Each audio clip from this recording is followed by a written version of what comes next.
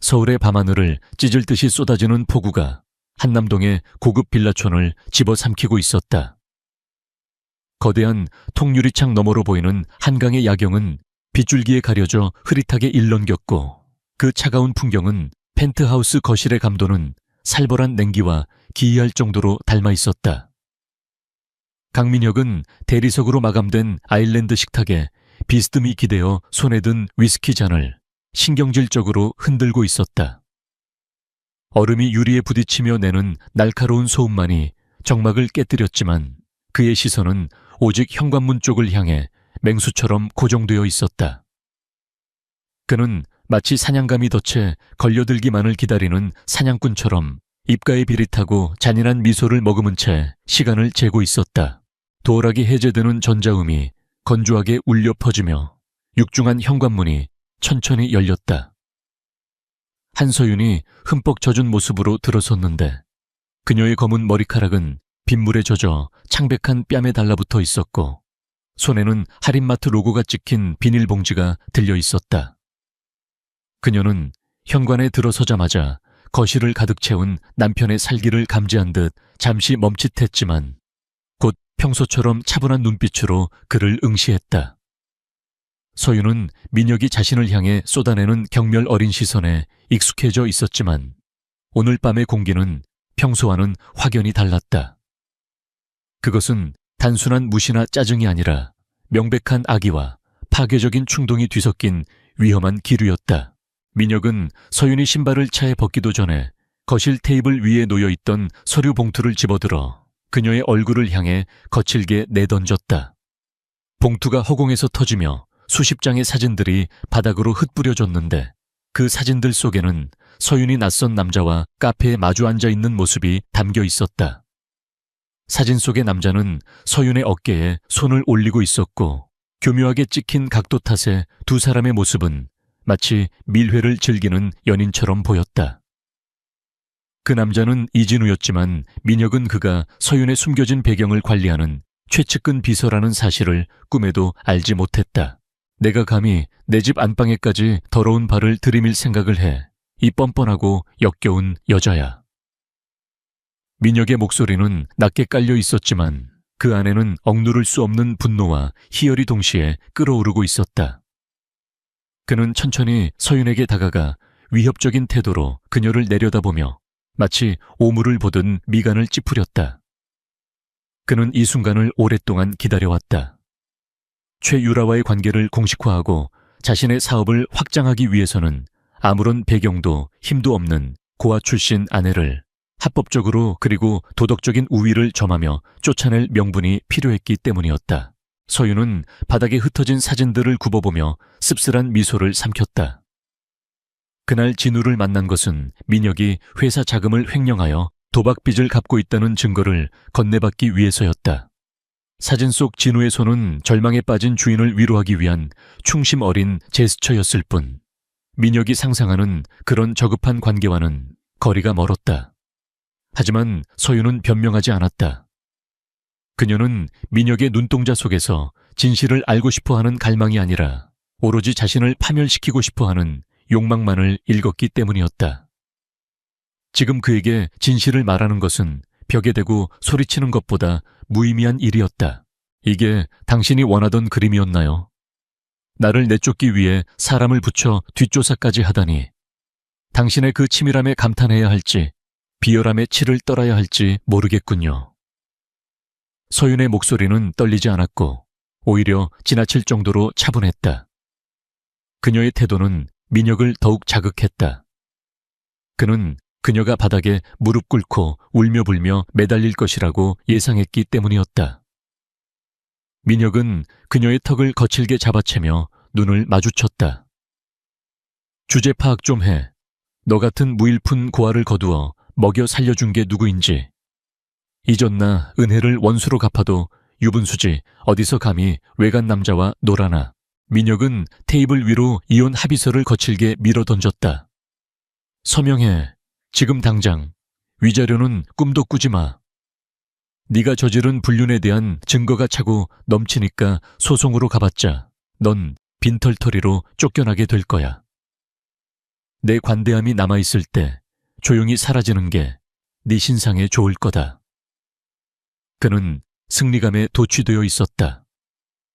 최유라가 가져다줄 건설사의 막대한 투자금과 정재계의 인맥들이 눈앞에 아른거렸다. 이 지긋지긋하고 볼품없는 아내만 사라진다면 그는 대한민국 상위 1%의 삶을 누릴 수 있을 것이라는 환상에 젖어 있었다. 서윤은 펜을 들어 합의서의 내용을 훑어보았다. 재산 분할, 포기 위자료, 청구 포기, 거주지, 즉시 퇴거.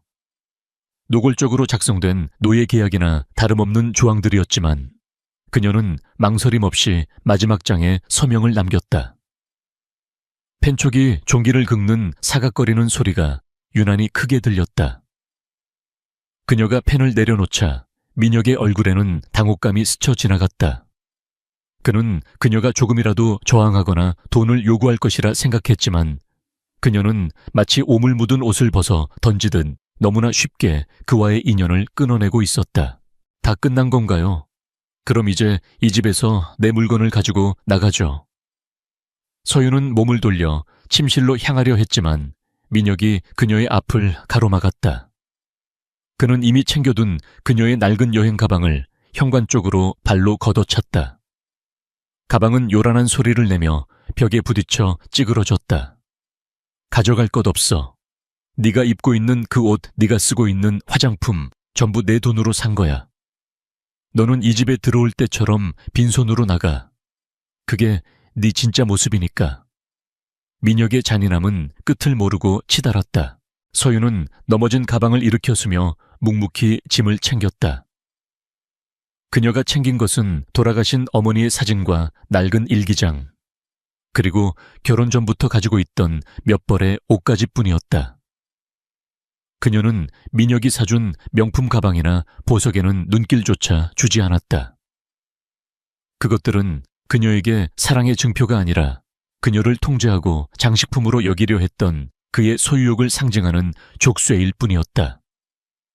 가방 지퍼를 잠그는 그녀의 손길은 단호했고 그 뒷모습에서는 더 이상 가정주부의 유약함이 느껴지지 않았다. 현관문을 나서기 전 서윤은 마지막으로 뒤를 돌아 민혁을 응시했다. 그 눈빛은 너무나 깊고 서늘해서 민혁은 순간적으로 등골이 오싹해지는 것을 느꼈다. 강민혁 씨, 당신은 오늘 당신 인생에서 가장 큰 실수를 저질렀어요. 당신이 버린 것이 단순한 아내가 아니라 당신의 운명을 지탱하고 있던 유일한 기둥이었다는 걸 곧 깨닫게 될 겁니다. 그녀의 말은 저주라기보다는 예언에 가까웠다. 하지만 민혁은 콧방귀를 뀌며 조소했다. 허세 부리지 말고 꺼져. 다시는 내 눈에 띄지 마. 서윤이 건물 밖으로 나왔을 때 폭우는 여전히 맹렬한 기세로 퍼붓고 있었다.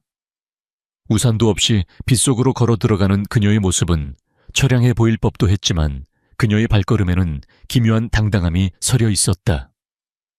그녀가 정문 앞 도로에 다다랐을 때 어둠 속에서 칠흑 같은 색상의 최고급 세단 마이바흐 한 대가 미끄러지듯 다가와 그녀 앞에 멈춰 섰다. 헤드라이트 불빛이 빗줄기를 가르며 그녀를 비추었고 뒷좌석 문이 열리기 전 조수석에서 검은 정장을 입은 남자가 신속하게 내려 우산을 펼쳤다. 우산을 들고 서윤에게 다가온 남자는 조금 전 사진 속의 주인공 이진우였다. 하지만 사진 속 편안한 모습과는 달리 지금의 그는 깍듯하고 절도 있는 태도로 허리를 숙여 경의를 표했다. 빗물에 젖은 서윤의 어깨를 보며 그의 미간이 미세하게 떨렸지만 그는 프로페셔널하게 감정을 갈무리하며 차문을 열었다. 아가씨 오시는 길 많이 힘드셨습니까? 회장님께서 본가에서 기다리고 계십니다. 늦으셔서 많이 걱정하고 계십니다. 그의 목소리는 빗소리에 묻히지 않을 만큼 또렷하고 정중했다. 서윤은 젖은 머리카락을 쓸어 넘기며 차가운 빗물이 씻겨 내려간 얼굴을 들어 올렸다. 그 얼굴에는 더 이상 남편의 눈치를 보던 소심한 아내의 표정은 없었다. 대신 대한민국 재계 서열 1위 해인그룹의 유일한 상속녀로서의 냉철하고 고귀한 아우라가 뿜어져 나오고 있었다. 그녀는 차에 오르며 젖은 코트를 벗어 진우에게 건넸다. 차 안의 따뜻한 공기가 그녀를 감싸자 그녀는 깊은 숨을 내쉬며 지난 3년간의 가면을 완전히 벗어던졌다. 진우야, 출발해. 그리고 내일 아침 전략기획실 임원들을 전원 소집해. 강민혁의 회사와 진행 중인 모든 프로젝트 자금 흐름, 그리고 그가 믿고 있는 뒷배들까지 하나도 빠짐없이 전수조사를 시작하도록. 서윤의 명령은 간결하고 명확했다. 그녀는 창밖으로 멀어져 가는 한때 자신의 신혼집이었던 펜트하우스를 차가운 눈으로 바라보았다. 그곳 불빛 아래서 샴페인을 터뜨리고 있을 전 남편을 생각하며 그녀의 입가에 서늘한 미소가 번졌다. 알겠습니다, 전무님. 이미 법무팀과 감사팀에게 대기 명령을 내려두었습니다. 진우는 운전석에 앉아 룸미러로 서윤을 바라보며 대답했다. 강민혁 대표가 내일 오후 해인 그룹과의 합작 투자를 위한 최종 미팅을 요청해둔 상태입니다. 어떻게 처리할까요? 취소하시겠습니까? 진우의 물음에 서윤은 잠시 생각에 잠겼다가 고개를 가로저으며 천천히 입을 열었다. 아니, 예정대로 진행해. 내가 직접 나갈 거야. 서윤의 눈동자가 어둠 속에서 번뜩였다. 그가 그토록 원하던 해인그룹의 오너 일가를 만나게 해줘야지. 그 자리가 그의 인생에서 가장 영광스러운 순간이자 동시에 지옥이 시작되는 순간이 되도록 만들어줄 테니까. 차는 빗길을 뚫고 맹렬한 속도로 질주하기 시작했다. 서울의 밤은 깊어갔지만 한서윤의 진짜 밤은 이제 막 시작되고 있었다. 그녀는 더 이상 꺾인 꽃이 아니라 폭풍우 속에서 피어난 가시 돋친 장미였다. 평창동의 높은 언덕 위에 자리 잡은 해인 그룹 본가 저택은 칠흑 같은 어둠 속에서도 위험을 잃지 않고 있었다. 거대한 철문이 육중한 소리를 내며 양옆으로 열리자 이진우가 운전하는 마이바흐가 부드럽게 진입로를 타고 올라갔다. 잘 가꿔진 정원의 조경수들은 빗물에 젖어 더욱 짙은 녹색을 띠었고 저택 입구에는 이미 연락을 받은 집사와 고용인들이 일렬로 도열하여 주인의 귀환을 기다리고 있었다. 그들의 표정에는 긴장감과 동시에 3년 만에 돌아온 가문의 유일한 후계자에 대한 경외심이 서려 있었다. 차 문이 열리고 한서윤이 발을 내딛자 고용인들은 일제히 허리를 90도로 숙이며 침묵 속에서 그녀를 맞이했다. 서윤은 익숙하지만 낯선 본가의 공기를 깊게 들이마셨다. 지난 3년간 좁은 아파트에서 맡았던 음식 냄새와 섬유, 유연제 향기 대신 은은한 백단향과 오래된 가죽 냄새가 섞인 상류층 특유의 향기가 코끝을 스쳤다. 현관에 들어선 그녀는 젖은 옷을 벗어 집사에게 건넸다. 물 받아줘. 아주 뜨겁게. 그녀의 목소리는 낮고 건조했다. 그녀는 몸에 남아있는 강민혁의 흔적 하나를 연기하며 감내했던 굴욕의 기억들을 모조리 씻어내고 싶었다. 욕실로 향하는 그녀의 뒷모습은 지쳐 보였지만 그 걸음걸이만큼은 흔들림 없이 곧았다. 그녀는 이제 더 이상 누군가의 아내가 아닌 해인의 주인으로 돌아와 있었다. 대리석으로 둘러싸인 거대한 욕조에 몸을 담근 서윤은 눈을 감고 생각에 잠겼다. 민혁이 던진 모욕적인 말들이 귓가에 맴돌았지만 신기하게도 가슴은 아프지 않았다. 오히려 차갑게 식어가는 감정들이 그녀의 이성을 더욱 날카롭게 만들고 있었다. 그녀는 물속에서 손을 들어 올려 자신의 손바닥을 바라보았다. 3년 동안 집안일을 하느라 거칠어진 손끝이 눈에 들어왔다. 그것은 그녀가 사랑을 믿었던 순진했던 시절의 훈장이자 다시는 같은 실수를 반복하지 않겠다는 다짐의 증거였다. 그녀는 욕조에서 일어나 거울 속에 비친 자신의 나신을 응시하며 맹세했다. 내일부터 시작될 전쟁에서는 자비란 없을 것이라고. 목욕을 마친 서윤이 드레스룸으로 들어서자 그곳에는 이미 그녀를 위해 준비된 최고급 정장들이 오와 열을 맞춰 걸려 있었다. 그녀는 평소 즐겨 입던 파스텔 톤의 니트나 청바지 대신 날카로운 재단이 돋보이는 짙은 네이비색 정장을 골랐다. 실크 블라우스의 감촉이 피부에 닿자 비로소 제 옷을 입은 듯 듯한 안도감이 들었다. 거울 앞에 선 그녀는 짙은 립스틱을 바르며 화장을 마무리했다. 거울 속의 여자는 방금 전 빗속을 헤매던 초라한 여인이 아니었다. 차가운 지성과 압도적인 카리스마를 뿜어내는 해인그룹의 전략기획 총괄 전무 한서윤이 그곳에 서 있었다. 서재에 무거운 문을 열고 들어서자 책상 뒤에 앉아있던 한 회장이 천천히 고개를 들었다. 백발이 성성하지만 여전히 호랑이 같은 눈빛을 지닌 그는 딸의 모습을 보자마자 미간을 찌푸렸다. 꼴이 그게 뭐냐? 사랑 타령하며 집을 나가더니 결국 빈손으로 돌아온 개냐? 그의 말투는 거칠었지만 그 이면에는 딸에 대한 깊은 안타까움과 분노가 깔려 있었다. 그는 딸이 평범한 행복을 찾기를 바랐지만 동시에 그녀가 겪었을 고초를 생각하면 강민혁이라는 작자를 당장이라도 갈기갈기 찢어놓고 싶은 심정이었다. 서윤은 아버지의 질책에도 위축되지 않고 당당하게 책상 앞으로 걸어가 섰다. 죄송해요, 아버지. 제 판단이 틀렸음을 인정합니다. 사랑만으로 사람이 변할 수 있다고 믿었던 제 오만이었어요. 그녀는 고개를 숙였지만 목소리는 또렷했다. 하지만 수업료는 톡톡히 치렀습니다. 이제 제 자리로 돌아와 제가 가진 힘을 제대로 써보려 합니다. 혜인의 이름에 먹칠을 한 대가를 그 사람에게 그리고 그와 결탁한 모든 이들에게 뼈저리게 가르쳐줄 생각입니다. 그녀의 눈빛에서 타오르는 복수심을 읽은 한 회장은 비로소 굳은 표정을 풀고 희미한 미소를 지었다. 그래, 그게 내 딸이지. 혜인의 핏줄은 당하고만 있지 않아. 한 회장은 서랍에서 금박이 입혀진 사원증과 만년필을 꺼내 책상 위에 올려놓았다. 내 자리는 그대로 비워두었다. 전략기획실은 네가 떠난 이후로 방향을 잃고 표류 중이야. 내일부터 당장 출근해서 조직을 재정비하고 강민혁이 진행한다는 그 프로젝트부터 박살을 내버려라. 그룹 차원에서 전폭적으로 지원해주마. 아버지의 든든한 지지에 서윤은 사원증을 손에 쥐었다. 차가운 금속의 감촉이 손바닥을 파고들며 전율을 일으켰다. 이제 모든 준비는 끝났다. 같은 시각 강민혁의 아파트는 서윤이 떠난 빈자리를 축하하는 샴페인 파티로 시끌벅적했다. 민혁은 소파에 거만하게 다리를 꼬고 앉아 그의 옆에 바짝 붙어있는 최유라의 허리를 감싸 안고 있었다. 유라는 서윤이 쓰던 화장대 앞에 앉아 그녀가 남기고 간 저렴한 화장품들을 쓰레기통에 쓸어 담으며 깔깔거렸다.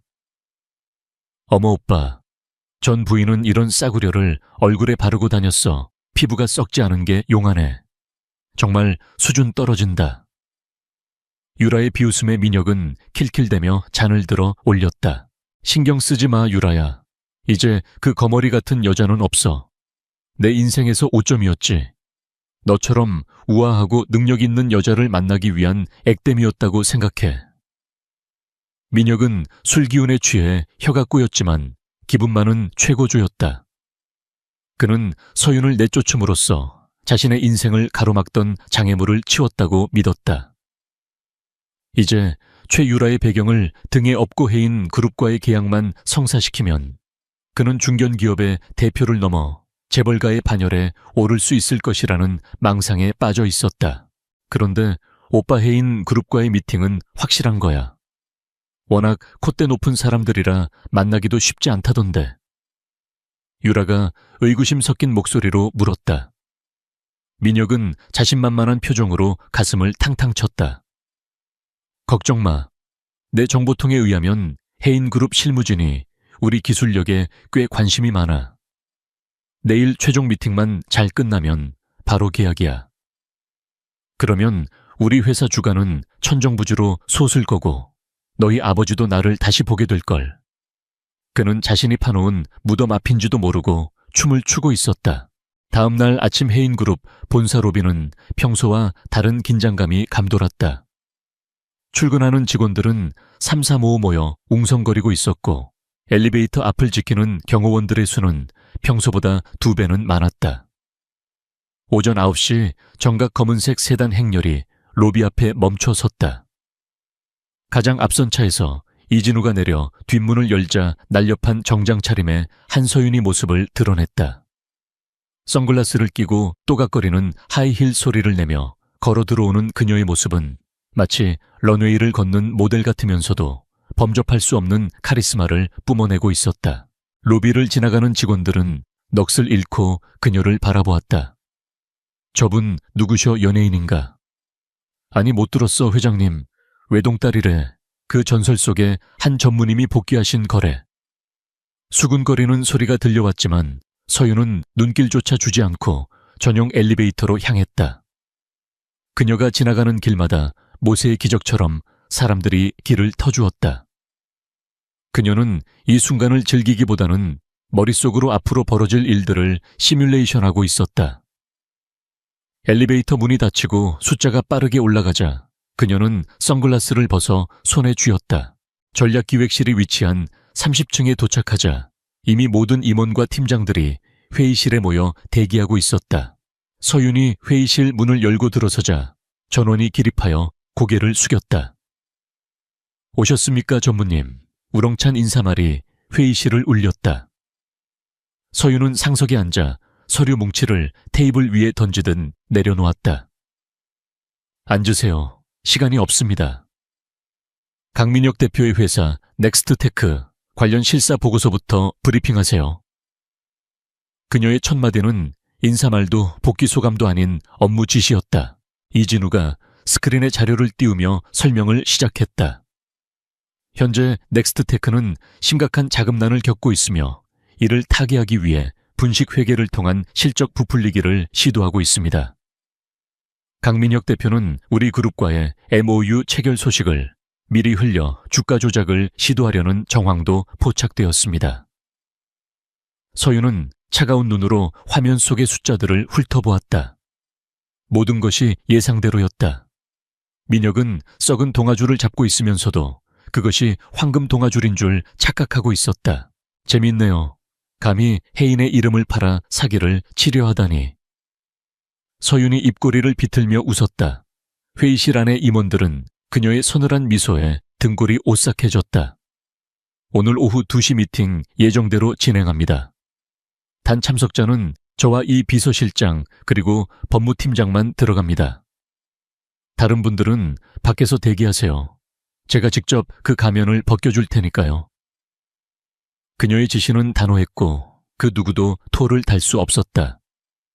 그녀는 사냥터로 나가는 장수처럼 비장했다. 한편 강민혁은 최고급 양복을 빼입고 거울 앞에서 넥타이를 메고 있었다. 숙취로 인해 머리가 지끈거렸지만 성공에 대한 기대감이 그 고통을 잊게 했다. 유라야, 나 다녀올게. 오늘 저녁에는 최고급 레스토랑 예약해둬. 축배를 들어야지. 그는 침대에 누워있는 유라에게 윙크를 날리며 집을 나섰다. 그의 발걸음은 구름 위를 걷는 듯 가벼웠다. 그는 자신이 향하는 곳이 약속의 땅이 아니라 단두대라는 사실을 까맣게 모르고 있었다. 민혁이 회사에 도착하자마자 비서들이 달라붙어 브리핑을 시작했다. 대표님, 혜인그룹 쪽에서 미팅 장소를 본사 대회의실로 잡았습니다. 분위기가 아주 좋습니다. 거봐, 내가 뭘 했어. 그들도 우리 기술이 탐나는 거야. 민혁은 으스대며 임원들을 독려했다. 그는 엘리베이터를 타고 내려가며 생각했다. 한서윤, 넌 평생 이런 세계는 구경도 못 해보겠지. 찌질한 인생 불쌍해서 어쩌나. 그는 전 아내를 비웃으며 자신의 성공을 확신했다.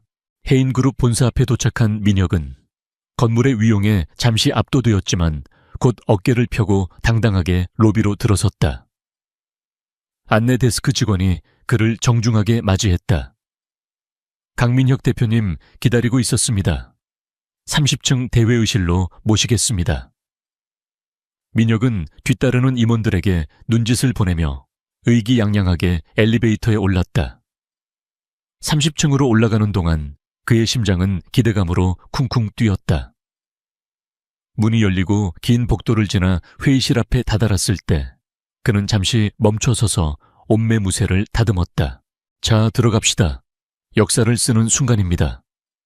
민혁이 비장하게 말하며 회의실 문을 열었다. 넓은 회의실 안에는 등을 돌린 채 창밖을 바라보고 있는 한 여자의 실루엣이 보였다.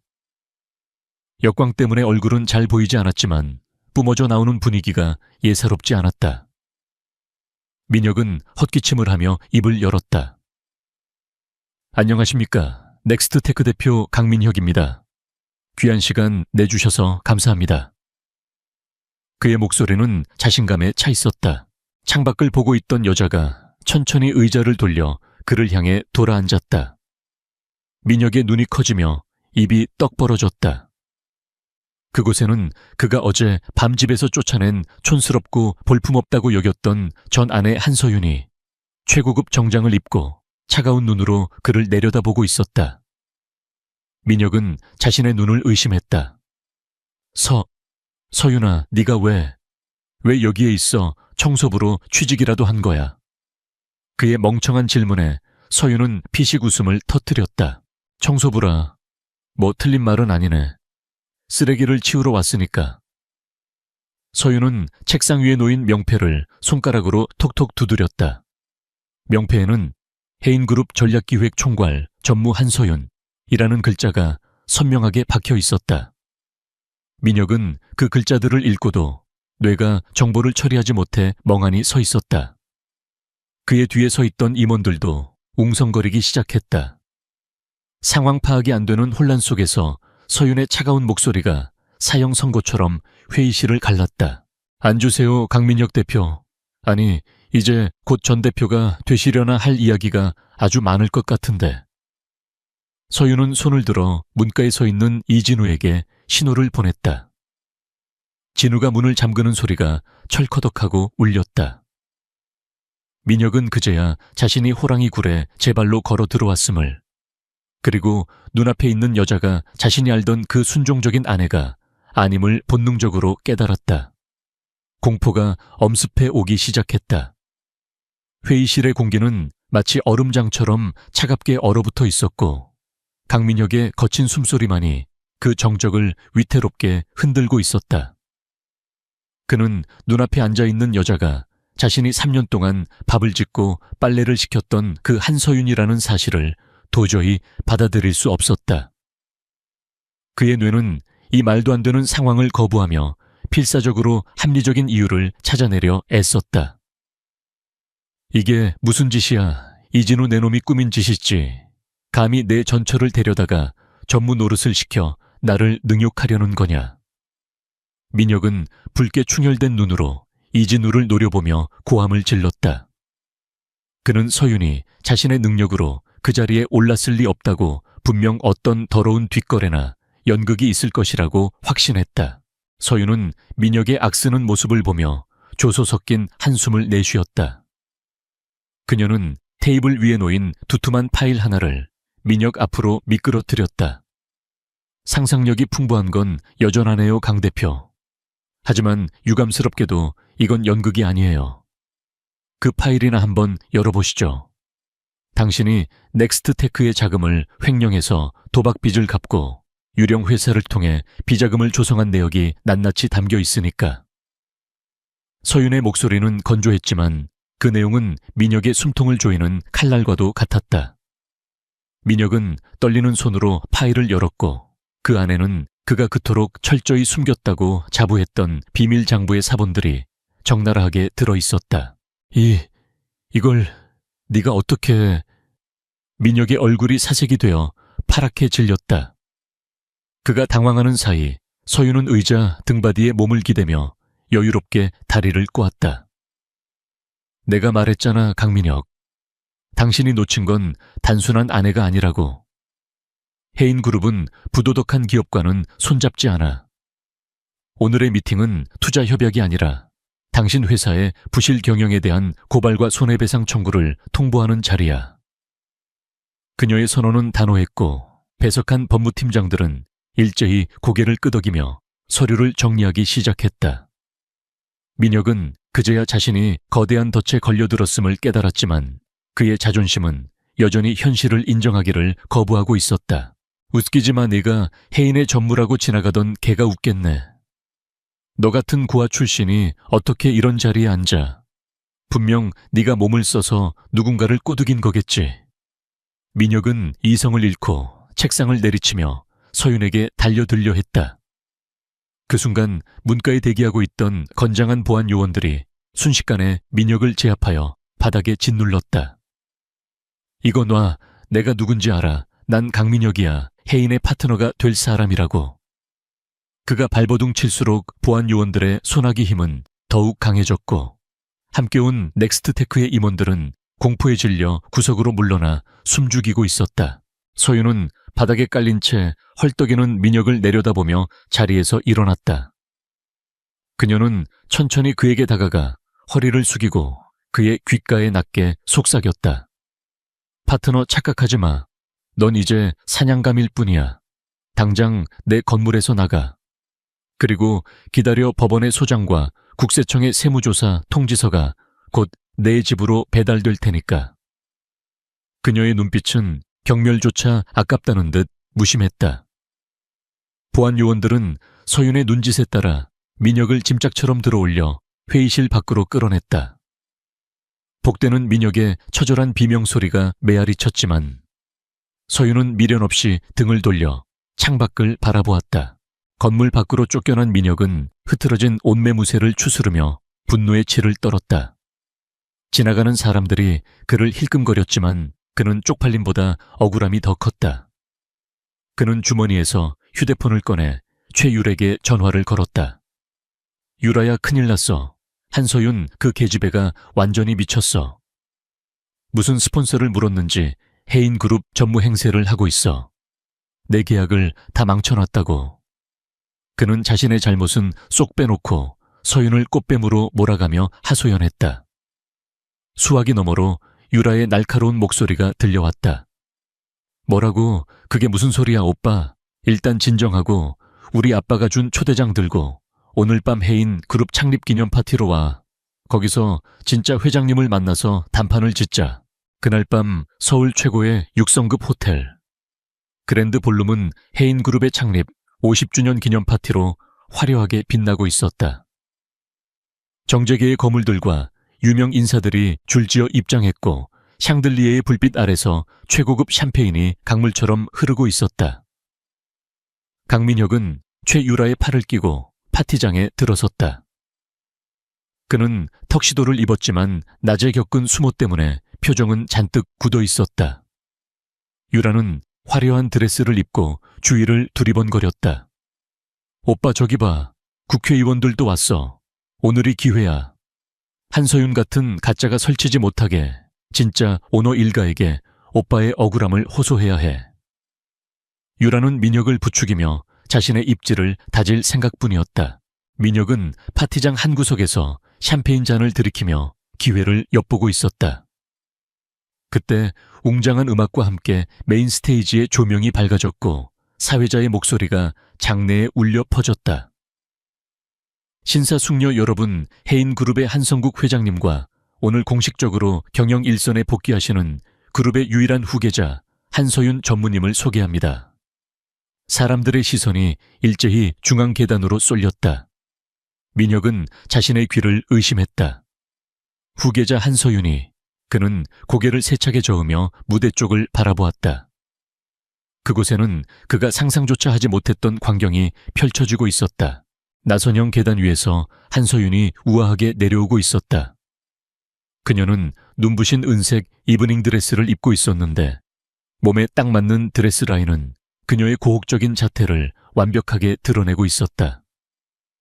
그녀의 목에는 수십억 원을 호가하는 다이아몬드 목걸이가 걸려 있었고 곁에는 한성국 회장이 그녀의 손을 잡고 흐뭇한 미소를 짓고 있었다. 그 모습은 누가 봐도 완벽한 부녀지간이자 왕국을 다스리는 여왕과 선왕의 모습이었다.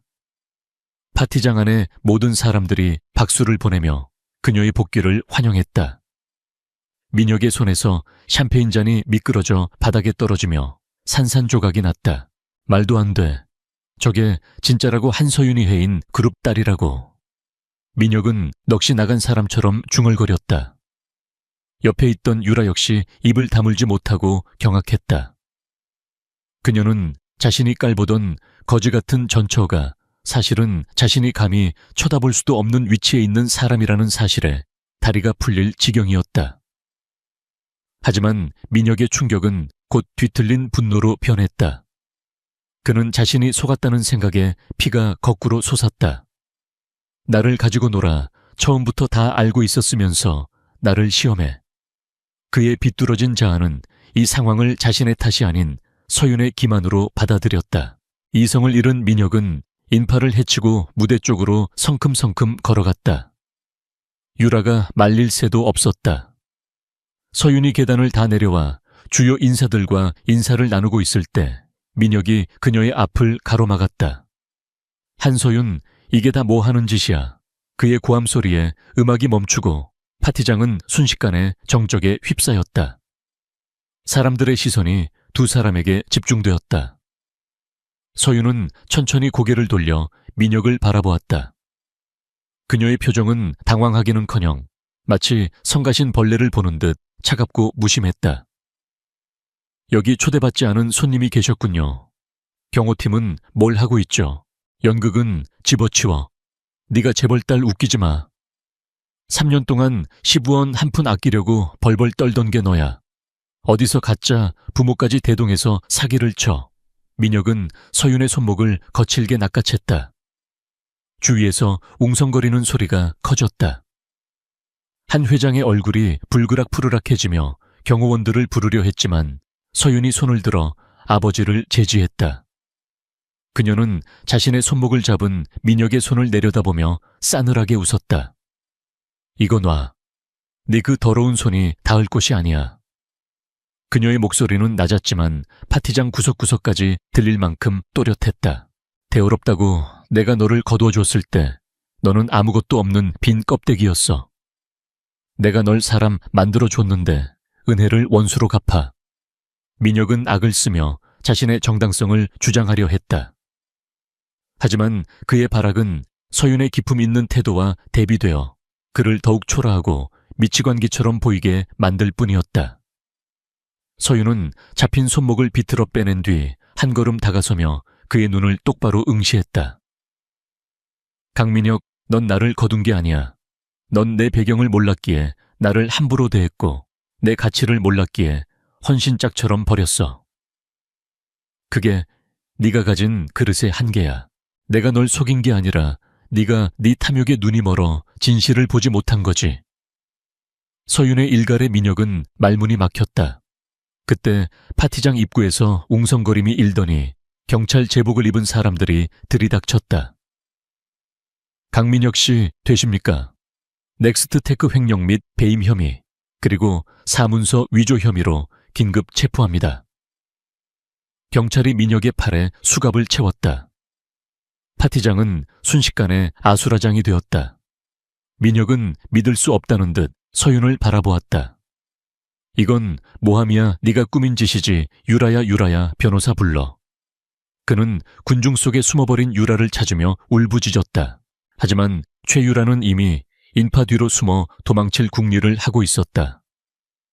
그녀는 망해버린 민혁과 엮여 자신까지 피해를 입을까 두려워 그를 모르는 사람 취급하며 뒷문으로 빠져나갔다.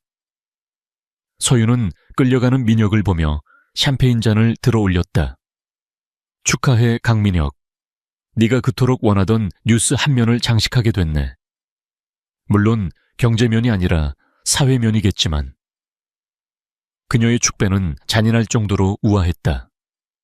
민혁은 질질 끌려 나가면서도 서윤을 향해 저주를 퍼부었지만 아무도 그의 말에 귀 기울이지 않았다. 소란이 정리되자 서윤은 다시 마이크를 잡았다. 소란을 피워 죄송합니다. 불미스러운 일을 정리하는 과정이었습니다. 이제야 비로소 해인 그룹이 나아갈 길이 깨끗해진 것 같군요.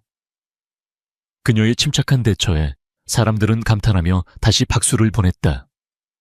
서윤은 무대 아래에서 자신을 걱정스럽게 바라보는 이진우와 눈이 마주쳤다. 그녀는 그에게 미세하게 고개를 끄덕여 보였다. 복수는 이제 막 첫 단추를 끼웠을 뿐이었다.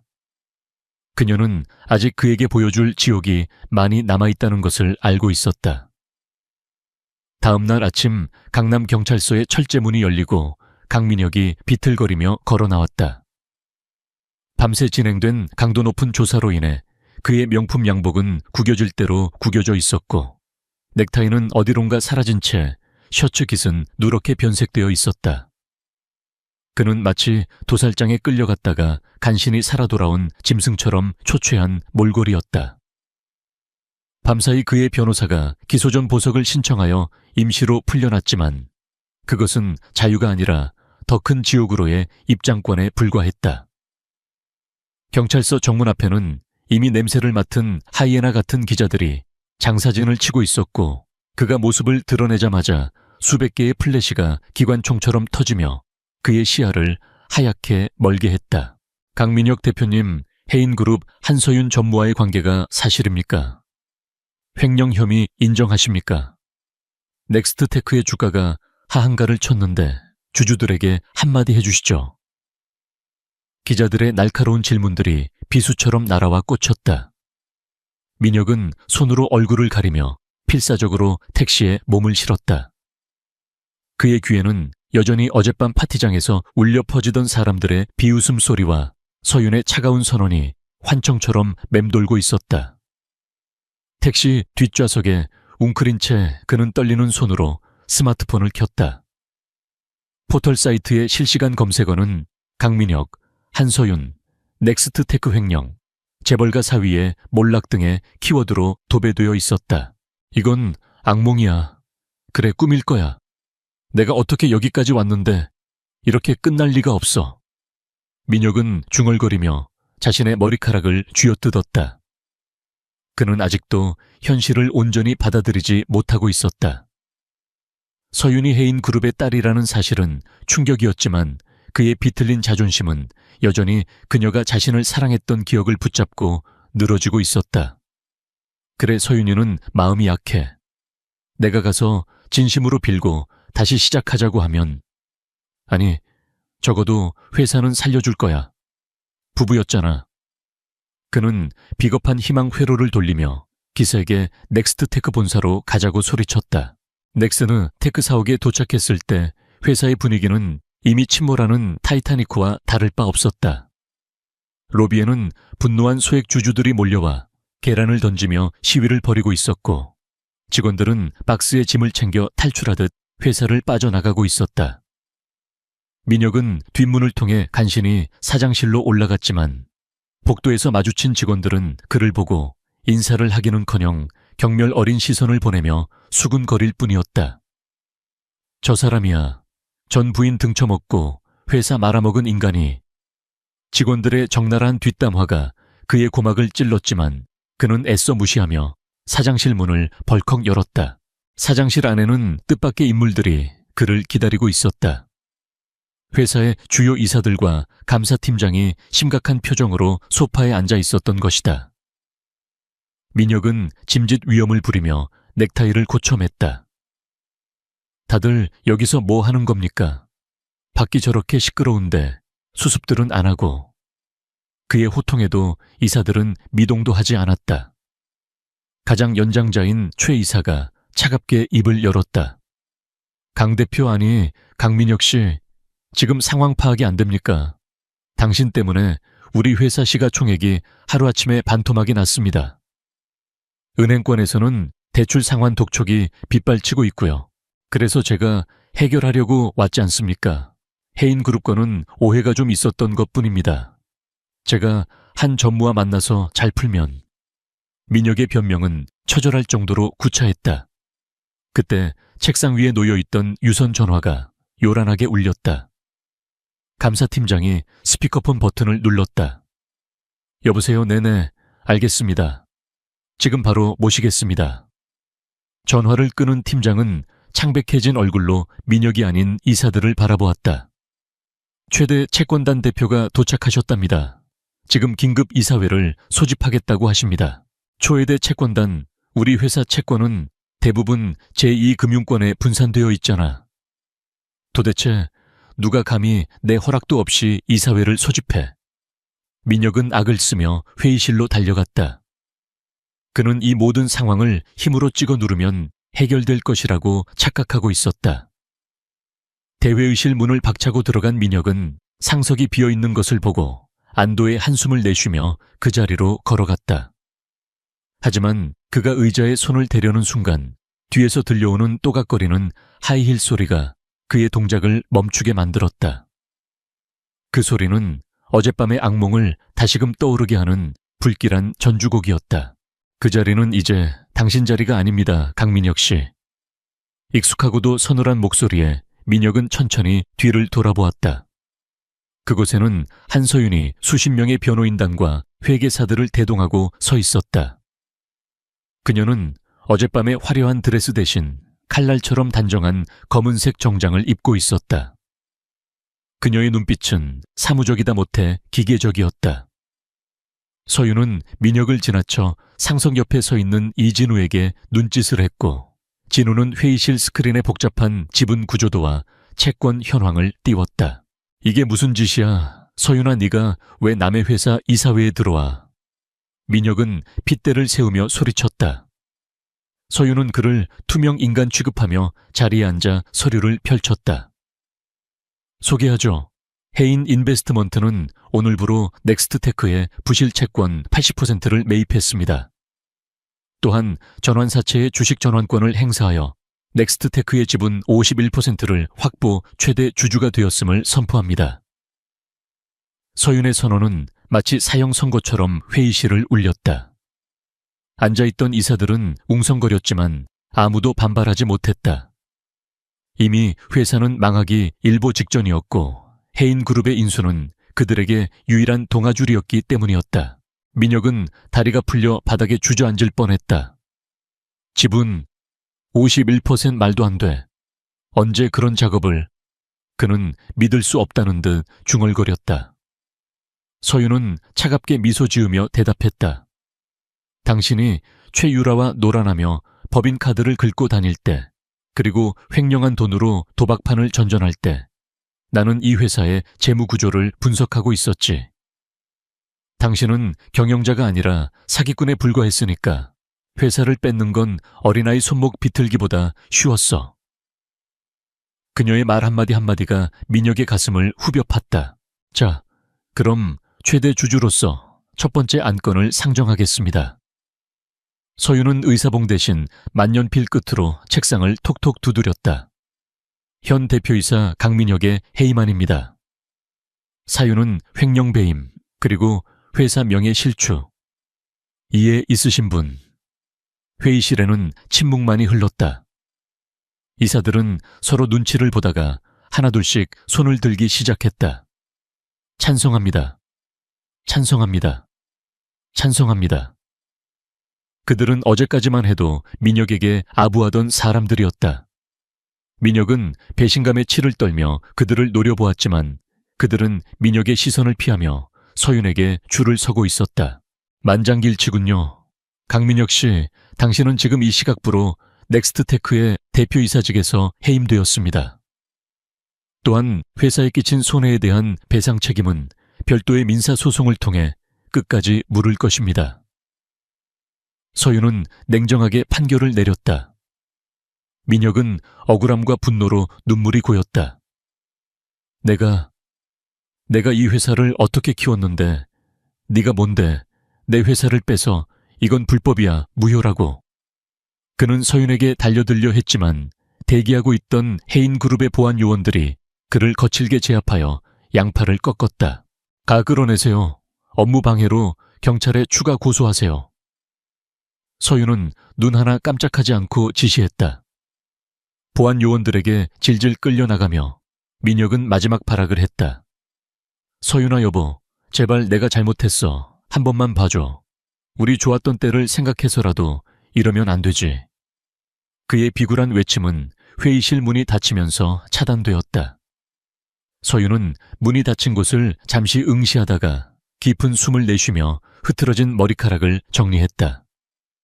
회의실 안의 이사들은 그녀의 눈치를 살피며 숨조차 크게 쉬지 못하고 있었다. 계속하죠. 서윤은 아무 일도 없었다는 듯 회의를 진행했다. 기존 경영진 전원 사퇴 처리하고 비상경영 체제에 돌입합니다. 전문 경영인은 해인그룹 본사에서 파견될 겁니다. 여러분도 책임에서 자유롭지 못하다는 거 잘 아시겠죠? 협조하지 않으면 공범으로 간주하겠습니다. 그녀의 서슬 퍼런 경고에 이사들은 식은땀을 흘리며 고개를 끄덕였다. 그녀는 완벽하게 그리고 잔인하게 민혁의 흔적을 지워나가고 있었다.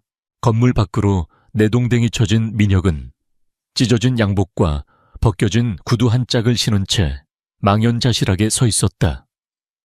지나가는 사람들이 그를 보고 킥킥거리며 스마트폰으로 영상을 찍어댔다. 그는 수치심에 얼굴이 달아올랐다. 이제 그에게 남은 것은 아무것도 없었다. 돈도 명예도 회사도. 그때 그의 주머니에서 진동이 울렸다. 최유라였다. 민혁은 지푸라기라도 잡는 심정으로 전화를 받았다. 유라야, 너 어디야? 나 좀 도와줘. 한서윤 그 여자가 내 회사를 뺏었어. 너희 아버지가 법무팀 좀 보내주면. 오빠 미쳤어. 지금 상황 파악 안 돼. 수화기 넘어 유라의 목소리는 얼음장처럼 차가웠다. 뉴스 안 봤어. 검찰에서 오빠 출국 금지시켰대. 그리고 우리 아빠 회사까지 압수수색 들어올지도 모른다는 소문이 돌아서 지금 집안이 난리야. 아빠가 오빠랑 당장 연락 끊으래. 안 그러면 나까지 호적에서 파버리겠대. 유라의 말은 민혁의 마지막 희망을 산산조각 냈다. 유라야, 그래도 우리 사랑하잖아. 내가 제기할 때까지만 좀 사랑 웃기지 마. 난 잘나가는 강 대표를 사랑한 거지. 횡령범 전 과자를 사랑한 게 아니야.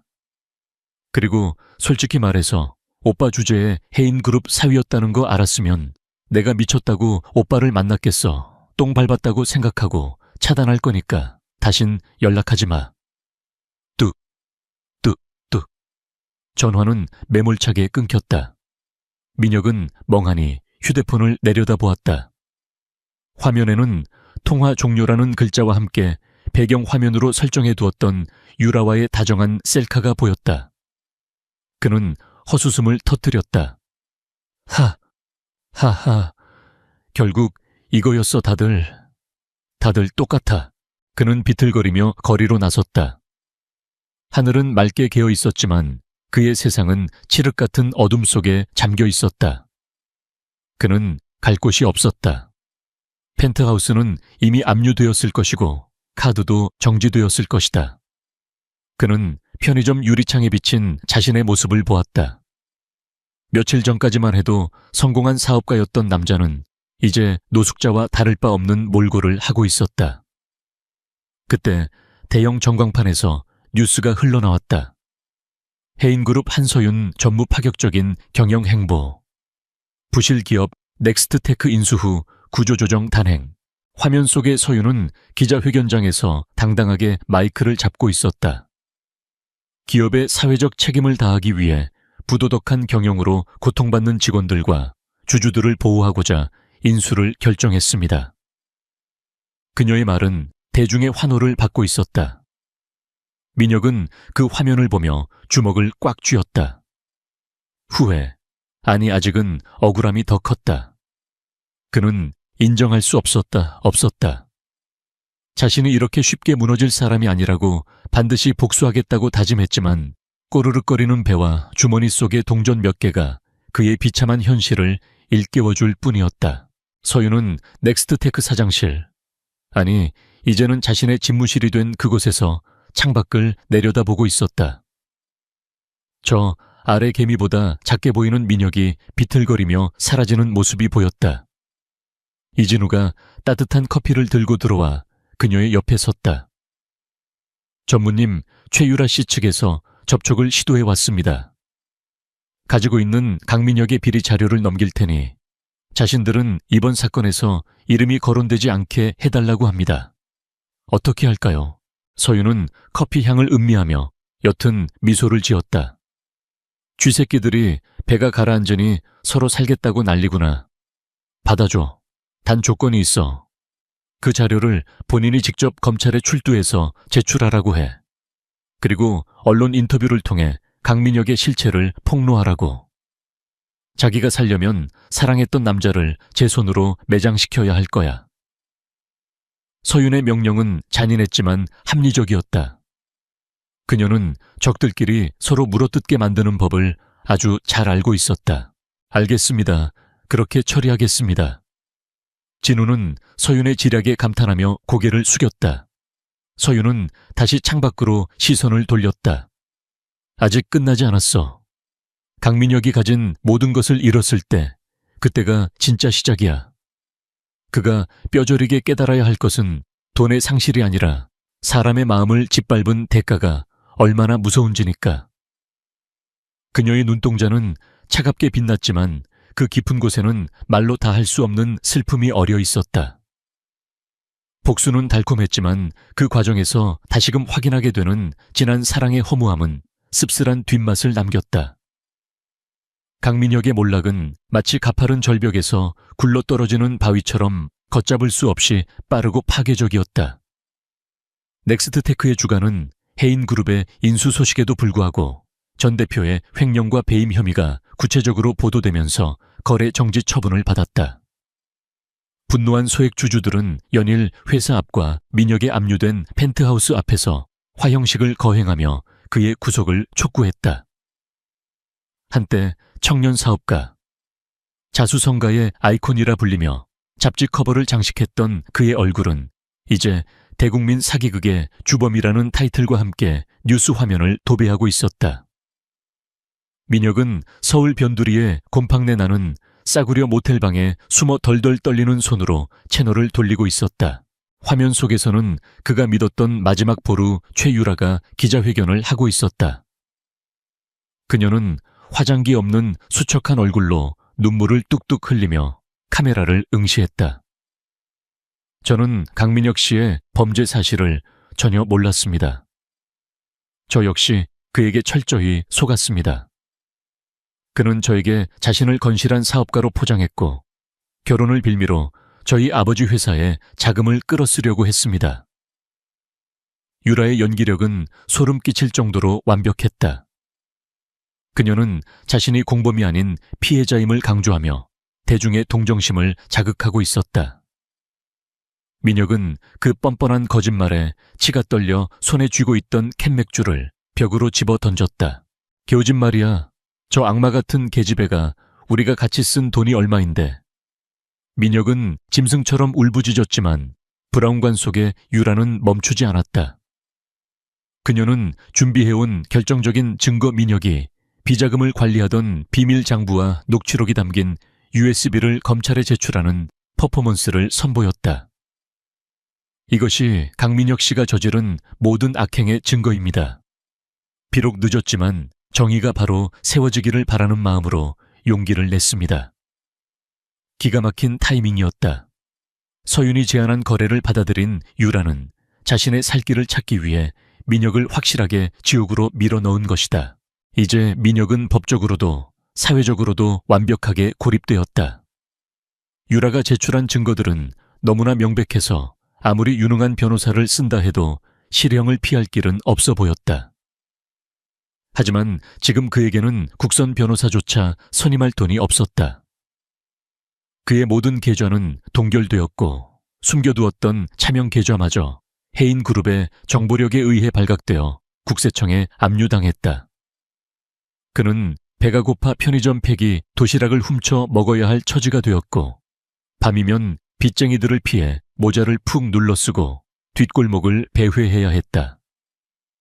화려했던 지난날의 영광은 신기루처럼 사라지고 남은 것은 비참한 현실뿐이었다. 차가운 모텔 방바닥에 누워 천장의 얼룩을 바라보던 민혁의 머릿속에 불현듯 서윤의 얼굴이 떠올랐다. 퇴근하고 돌아오면 언제나 따뜻한 된장찌개 냄새와 함께 그를 맞아주던 그녀. 사업이 힘들 때면 말없이 등을 토닥여주며 당신은 할 수 있어 라고 응원해주던 그녀의 목소리. 그때는 그 평범한 행복이 얼마나 소중한지 몰랐다. 그는 서윤이 주는 안락함을 지루함이라 치부했고 그녀의 헌신을 무능력함이라고 비웃었다. 하지만 모든 것을 잃고 나니 뼈저리게 깨달았다. 자신이 발로 차버린 것은 돌멩이가 아니라 세상에서 가장 빛나는 다이아몬드였다는 것을. 서윤아, 보고 싶어. 내가 미쳤었어. 민혁은 뒤늦은 후회의 눈물을 흘렸다. 하지만 그 눈물은 진정한 참회라기보다는 현재의 고통에서 벗어나고 싶은 비겁한 도피에 가까웠다.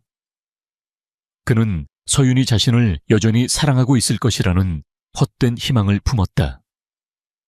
3년이라는 시간 동안 그녀가 보여준 헌신이 거짓일 리 없다고 지금의 냉정함은 배신감 때문일 뿐 자신이 진심으로 빌면 용서해 줄 것이라고 착각했다.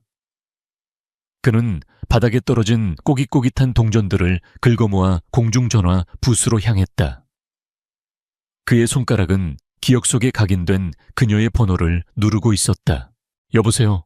수화기 너머로 들려오는 목소리는 서윤이 아닌 낯선 남자의 목소리였다. 누구십니까? 차갑고 단단한 그 목소리의 주인공은 이진우였다. 민혁은 당황했지만 곧 목소리를 깔고 말했다. 나야 강민혁, 서윤이 좀 바꿔줘. 할 말이 있어. 그러자 수화기 너머에서 짧은 비웃음 소리가 들려왔다. 강민혁 씨, 아직도 상황 파악이 안 되십니까? 전무님은 당신과 통화할 이유가 없습니다. 그리고 지금 검찰에서 체포영장이 발부되어 당신을 찾고 있는데 자수나 하시죠. 이진우 내 놈이 중간에서 이간질하는 거지. 서윤이가 나를 안 볼 리가 없어. 우린 부부였어. 민혁은 악을 쓰며 소리쳤다. 하지만 진우의 목소리는 더욱 냉랭해졌다. 부부 당신이 그 단어를 입에 올릴 자격이 있다고 생각합니까? 당신이 전무님을 빗속으로 내쫓던 그날 밤 부부의 연은 끊어졌습니다. 아니, 당신이 불륜을 저지르기 시작한 그 순간부터 이미 끝난 관계였죠. 전무님은 당신이 생각하는 것보다 훨씬 강한 분입니다. 당신 같은 쓰레기에게 흔들릴 분이 아니란 말입니다. 진우의 독설은 민혁의 폐부를 찔렀다. 그리고 경고하는데 다시는 전무님께 연락하거나 접근하지 마십시오. 만약 전무님 털끝 하나라도 건드린다면 그때는 법이 아니라 제가 직접 당신을 처리할 겁니다. 전화는 끊겼다. 민혁은 멍하니 수화기를 들고 서 있었다. 뚜뚜뚜 거리는 신호음이 그의 텅 빈 가슴을 울렸다. 그는 인정할 수 없었다. 서윤이 자신을 완전히 지워버렸다는 사실을. 그는 직접 확인해야 했다. 그녀의 눈을 보고 그녀의 목소리를 들어야만 했다. 그래야 이 지옥 같은 현실이 꿈인지 생시인지 분간할 수 있을 것 같았다. 다음 날 민혁은 해인그룹 본사 앞으로 찾아갔다. 그의 몰골은 노숙자와 다름없었지만 눈빛만은 집착으로 번들거리고 있었다. 로비로 들어가려 했지만 보안 요원들이 그를 막아섰다. 무슨 일이십니까? 잡상에는 출입 금지입니다. 보안 요원은 그가 며칠 전 소란을 피우다 쫓겨난 강민혁이라는 사실조차 알아보지 못했다. 그만큼 그는 망가져 있었다. 나 강민혁이야. 한서윤 전무 남편이라고 비켜 서윤이 만나야 돼. 그가 난동을 부리자 요원들이 그를 제압하려 했다. 그때 엘리베이터 문이 열리고 이진우가 걸어 나왔다. 소란 피우지 말고 놔주세요. 진우의 말에 보안 요원들이 물러났다. 민혁은 옷을 털며 진우를 노려보았다. 서윤이는 왜? 네가 나와 서윤이 데려와. 진우는 한심하다는 표정으로 민혁을 내려다보았다. 전무님은 바쁘십니다. 당신처럼 한가하게 때를 쓸 시간이 없으시죠. 그리고 당신을 만나고 싶어 하지 않으십니다. 진우는 품에서 흰 봉투 하나를 꺼내 민혁에게 건넸다. 이거 받고 떨어지십시오. 전무님이 베푸시는 마지막 자비입니다. 민혁은 떨리는 손으로 봉투를 열어보았다. 그 안에는 돈이 아닌 그가 서윤에게 선물했던 싸구려 결혼 반지가 들어있었다. 그리고 짧은 쪽지 한 장. 이 반지의 값어치만큼이나 당신의 사랑은 보잘것없었어. 영원히 안녕. 서윤의 필체였다. 민혁은 반지를 손에 쥐고 오열했다. 아니야, 이건 아니야. 서윤아. 그가 주저앉아 울부짖자 진우가 그에게 다가가 낮게 속삭였다. 당신이 버린 여자는 해인그룹의 후계자이기 이전의 세상에서 당신을 가장 사랑했던 여자였습니다. 당신은 그 사랑을 기만했고 그 대가로 모든 것을 잃은 겁니다. 네요. 너 서윤이 좋아하지? 그래서 나한테 이러는 거지. 민혁이 핏발선 눈으로 진우를 올려다보았다. 진우는 부정하지 않았다. 그의 눈빛에 처음으로 슬픔과 분노가 스쳐 지나갔다. 맞습니다. 저는 그분을 10년 넘게 바라만 봤습니다. 감히 닿을 수 없는 분이라 생각해서 마음을 숨겼는데 당신 같은 놈이 그 귀한 분을 차지하고도 함부로 대하는 걸 보면서 매일 죽고 싶을 만큼 괴로웠습니다. 그러니까 감사하십시오. 제가 당신을 죽이지 않고 살려두는 걸. 진우의 고백은 민혁에게 또 다른 충격이었다. 자신은 하찮게 여겼던 여자가 누군가에게는 목숨보다 소중한 존재였다는 사실이 그를 더욱 비참하게 만들었다. 진우는 뒤도 돌아보지 않고 건물 안으로 들어갔다. 민혁은 차가운 보도블록 위에 버려졌다. 지나가는 직장인들이 그를 흘끔거리며 피해갔다. 비가 한두 방울씩 떨어지기 시작했다. 마치 그날 밤처럼 민혁은 반지를 주머니에 넣고 비틀거리며 일어났다.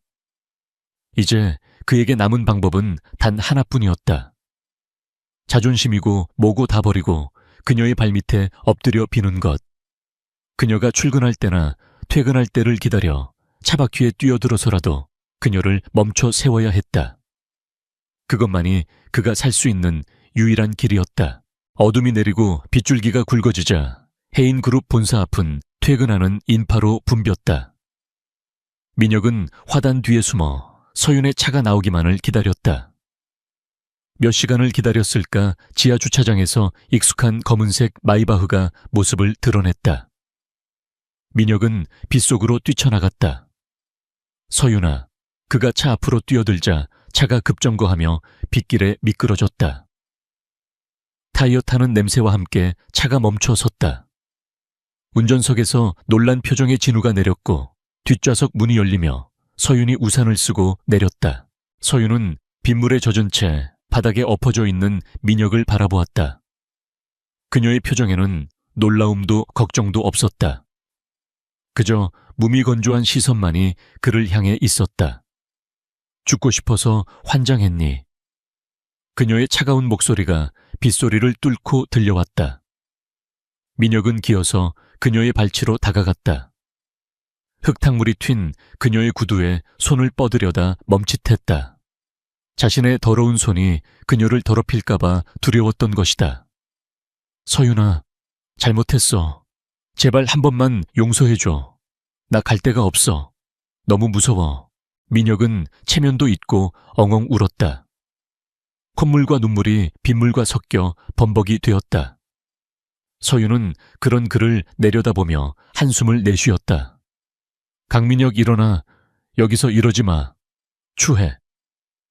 그녀의 말에 민혁은 고개를 저으며 그녀의 다리를 붙잡으려 했다. 아냐, 나 안 일어날 거야. 네가 용서해 줄 때까지. 나 진짜 너 없으면 안 돼. 회사도 필요 없어. 그냥 너만 있으면 돼. 다시 예전으로 돌아가자. 응. 그의 애원은 처절했지만 이미 깨져버린 그릇을 다시 붙일 수는 없었다. 서윤은 씁쓸한 미소를 지었다.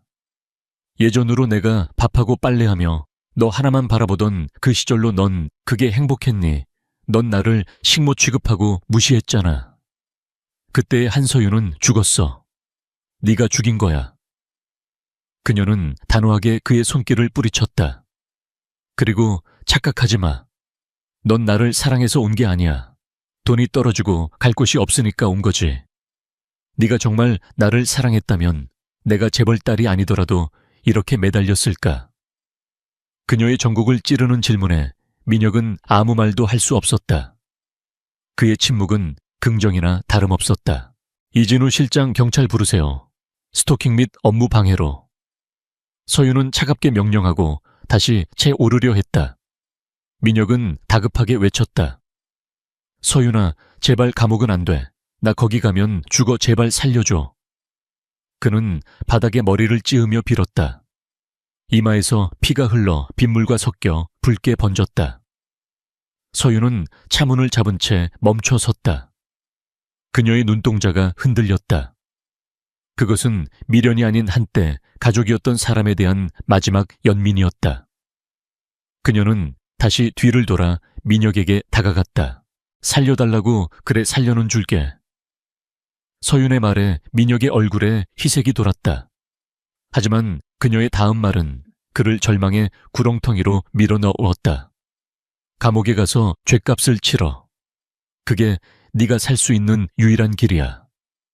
밖에서 빚쟁이들에게 쫓기다 객사하는 것보다는 콩밥이라도 먹으며 회개하는 게 낫지 않겠니? 그녀는 핸드백에서 손수건을 꺼내 피가 흐르는 그의 이마를 닦아주었다. 그리고 그 손수건을 바닥에 떨어뜨렸다. 이게 내가 너에게 줄 수 있는 마지막 배려야. 부디 그곳에서는 남을 밟고 올라서는 법이 아니라 남과 함께 사는 법을 배우길 바란다. 멀리서 경찰차의 사이렌 소리가 들려왔다. 서윤은 채 올라탔고 마이바흐는 빗속으로 사라졌다. 민혁은 멍하니 멀어지는 차에 미등을 바라보았다. 바닥에 떨어진 피 묻은 손수건이 빗물에 젖어가고 있었다. 그는 깨달았다. 자신이 놓친 것은 돈이나 권력이 아니라 자신을 끝까지 지켜줄 수 있었던 유일한 안식처였음을. 하지만 깨달음은 언제나 너무 늦게 찾아오는 법이었다. 경찰들이 그에게 다가와 수갑을 채웠다.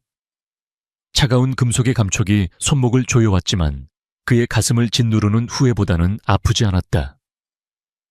계절은 어느덧 바뀌어 차가운 바람이 불어오던 늦가을 서울 중앙지방법원에 제3형사부 법정안은 무거운 침묵으로 가득 차 있었다. 방청석은 강민혁의 몰락을 구경하러 온 기자들과 피해를 입은 넥스트테크의 소액 주주들로 발 디딜 틈이 없었지만 그 누구도 입을 열지 않아 공기는 숨막힐 듯 팽팽했다. 피고인석에 앉아있는 강민혁은 예전에 당당하고 오만했던 사업가의 모습은 온데간데 없고 헐렁한 수의를 입은 채 퀭한 눈으로 바닥만 내려다보고 있었다. 짧게 깎은 머리와 거칠어진 피부는 그가 구치소에서 보낸 몇 달간의 시간이 얼마나 고통스러웠는지를 여실히 보여주고 있었다. 재판장이 안경을 고쳤으며 판결문 낭독을 시작하자 법정 안의 모든 이목이 판사석으로 집중되었다. 피고인 강민혁은 넥스트테크의 대표이사로서 기업의 건전한 경영을 도모해야 할 의무를 저버리고 사적인 이익을 위해 회사 자금을 횡령하고 분식 회계를 주도했다.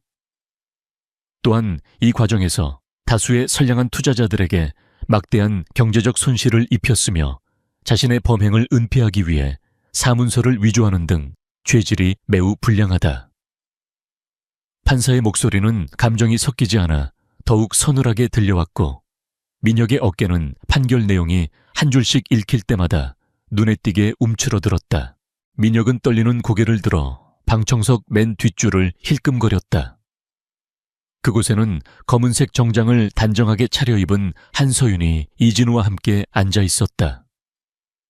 그녀는 마치 타인의 재판을 구경 온 사람처럼 무표정한 얼굴로 그를 응시하고 있었다. 민혁은 그녀와 눈이 마주치자 입술을 달싹이며 무언가 말하려 했지만 서윤은 냉정하게 시선을 거두어 버렸다. 그 순간 민혁은 깨달았다. 자신이 아무리 애원하고 후회해도 그녀와의 거리는 이제 지구와 달만큼이나 멀어졌다는 것을. 그녀는 그저 자신의 과거를 청산하고 마침표를 찍기 위해 이곳에 왔을 뿐 그에게 일말의 동정심도 가지고 있지 않았다. 이에 재판부는 피고인에게 징역 7년을 선고하며 횡령액 전액에 대한 추징금을 부과한다. 판사가 주문을 읽고 의사봉을 내리쳤다. 탕탕탕. 건조하고 단호한 그 소리가 법정 안에 울려 퍼지며 민혁의 운명을 결정짓는 순간이었다. 방청석에서는 환호성과 탄식이 섞여 터져 나왔다. 주주들은 꼴 좋다 라고 소리쳤고 기자들은 속보를 전송하느라 바쁘게 타자를 두드렸다. 민혁은 다리가 풀려 교도관들의 부축을 받아야만 일어설 수 있었다. 그는 끌려나가면서도 끝까지 서윤을 돌아보았지만 그녀는 이미 자리에서 일어나 법정을 빠져나가고 있었다. 법원 복도로 나온 서윤은 쏟아지는 플래시 세례를 받았다. 기자들이 마이크를 들이밀며 질문을 쏟아냈다. 한서윤 전무님, 전 남편의 실형 선고에 대해 어떻게 생각하십니까? 넥스트테크의 피해 보상 계획은 어떻게 됩니까? 서윤은 잠시 걸음을 멈추고 카메라를 향해 담담하게 입을 열었다. 법의 심판은 공정했다고 생각합니다. 죄를 지은 자는 벌을 받고 피해를 입은 자는 구제받는 것이 상식입니다. 해인그룹은 넥스트테크를 정상화시켜 피해자들의 눈물을 닦아주는데 최선을 다할 것입니다. 그녀의 대답은 짧지만 강력했고 품위가 넘쳤다. 인파를 해치고 법원을 나서려던 서윤의 눈에 나치근 얼굴이 들어왔다. 법원 기둥 뒤에 숨어서 울고 있는 여자, 바로 최유라였다. 그녀는 참고인 자격으로 출석했다가 민혁의 중형 선고를 보고 공포에 질려 있었다. 유라는 서윤을 보자마자 도망치려 했지만 곧 체념한 듯 고개를 숙였다. 그녀의 몰골 또한 말이 아니었다. 집안에서 쫓겨나고 카드까지 정지당한 그녀는 더 이상 화려한 명품녀가 아니었다. 낡은 코트에 화장기 없는 얼굴은 그녀가 겪고 있는 생활고를 짐작하게 했다. 서윤은 진우에게 잠시 기다리라는 신호를 보내고 유라에게 다가갔다. 강민혁이 감옥에 갔으니 이제 다 끝났다고 생각하니. 서윤의 차가운 물음에 유라는 흠칫 놀라며 뒷걸음질 쳤다. 저는 정말 몰랐어요. 저도 피해자라고요. 아버지가 저를 호적에서 파버렸어요. 이제 갈 곳도 없다고요. 유라는 비굴하게 변명하며 동정심을 유발하려 했다. 하지만 서윤은 눈 하나 깜짝하지 않았다. 네가 피해자라고 너는 강민혁의 탐욕을 부추기고 남의 가정을 파탄낸 공범이야. 네가 누리던 그 사치스러운 생활이 횡령한 돈에서 나왔다는 걸 정말 몰랐을까? 서윤의 지적은 날카로웠다. 서윤은 유라의 눈을 똑바로 바라보며 마지막 경고를 날렸다. 강민혁은 감옥에서 죗값을 치르겠지만 너는 사회라는 감옥에서 평생 손가락질 받으며 살게 될 거야. 남의 눈에 눈물 내면 제 눈에는 피눈물 난다는 옛말 틀린 거 하나 없어. 부디 바닥을 기며 뼈저리게 느껴보길 바란다. 서윤은 미련 없이 돌아섰다. 유라는 그 자리에 주저앉아 통곡했지만 아무도 그녀를 거들떠보지 않았다. 그녀 역시 자신의 욕망이 만든 덫에 걸려 파멸한 또 하나의 비극적인 주인공일 뿐이었다. 채 오른 서윤은 깊은 한숨을 내쉬며 창밖을 바라보았다. 회색빛 도시는 여전했지만 그녀의 마음속에 드리워져 있던 먹구름은 조금씩 걷히고 있었다. 힘드셨습니까? 운전석에 진우가 조심스럽게 물었다. 서윤은 룸미러를 통해 그와 눈을 맞췄다. 아니, 오히려 홀가분해. 마치 오랫동안 앓던 이를 뺀 기분이야. 아프지만 시원하네. 그녀는 옅은 미소를 지었다.